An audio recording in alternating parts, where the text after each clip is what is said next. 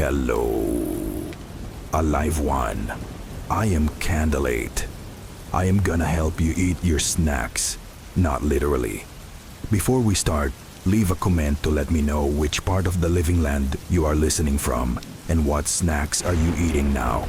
Also give a like and subscribe if you are enjoying the stories. Now, prepare your snacks and relax. The black ribbon of highway stretched endlessly before me, swallowed by the suffocating night. Towering pine trees flanked both sides of the road, their branches whispering secrets to the wind, rustling with a rhythm that sounded almost deliberate. My motorcycle's headlight cut a narrow path through the gloom, illuminating little beyond the reach of its twin beams. It was well past midnight, and apart from the soft purr of the engine and the rush of air against my helmet, the world was still. Too still. This particular stretch of highway had always held a certain unease. Even by daylight, it felt removed from reality, isolated, strange. Locals spoke of flickering lights in the woods, of strange figures glimpsed just beyond the tree line, of the unmistakable sensation of being watched. I'd heard the stories, laughed them off, but tonight, as a chill danced along the back of my neck, doubt began to creep in. Then I saw them. Headlights in my rearview mirror, distant at first, but closing fast. Too fast. I checked my speed, already pushing 80. Yet whoever was behind me wasn't slowing down. Their engine growled like an animal in pursuit, and within seconds, they were tailgating, their lights blinding. My initial irritation quickly twisted into dread. This wasn't normal. This wasn't just some reckless driver. This was a chase. I twisted the throttle, the engine roaring as my bike surged forward. But the car behind me matched every move, relentless. Trees blurred past in a smear of green and black. The road narrowed and the shadows grew thicker. It felt like the forest itself was closing in. And then, as if on cue, the sky cracked open. Rain poured in torrents, reducing visibility to near zero. The road turned slick and treacherous beneath my tires. Still, the car behind me refused to fall back, headlights unwavering. My breath quickened. The roar of water, engine, and wind became deafening. Suddenly, the front wheel of my bike slammed into a wide puddle. Water exploded upward, blinding me. The bike jerked, fish-tailed. I fought against the skid, my knuckles whitening as I wrestled for control. Somehow, miraculously, I stayed upright.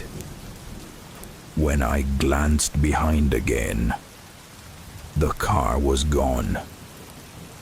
No taillights, no engine growl.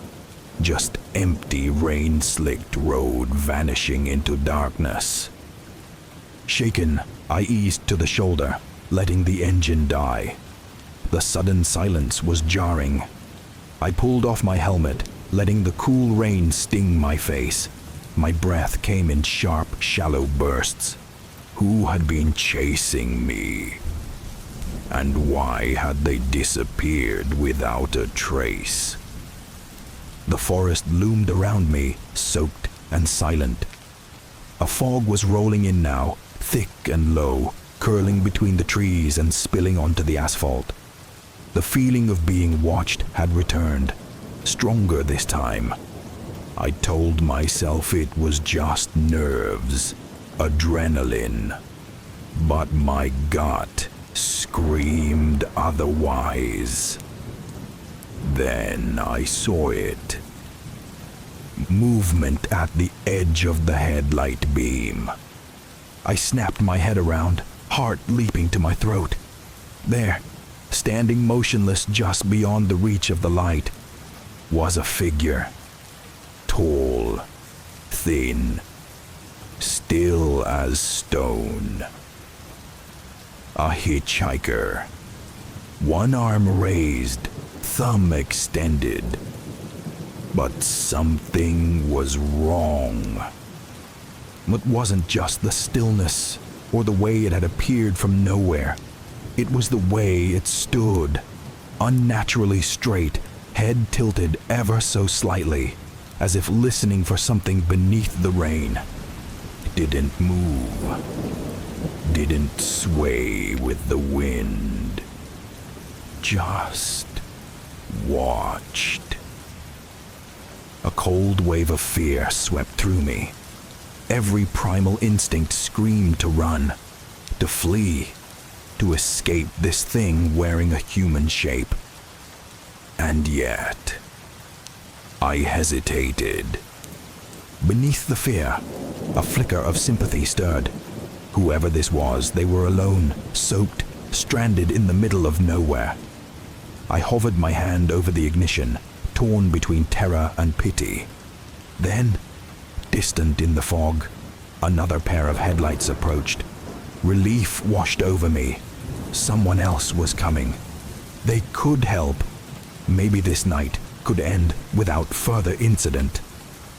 The car slowed as it neared the figure. Its headlights illuminated the stranger clearly now. No longer shadowy or menacing, just a person. Rain-soaked, shivering, ordinary. The hitchhiker lowered their arm and gave a small, grateful wave as the car pulled over. The driver rolled down the window. A brief, friendly exchange. I stared, dumbfounded. Had I imagined it all? The chase, the fear, the monstrous figure in the mist.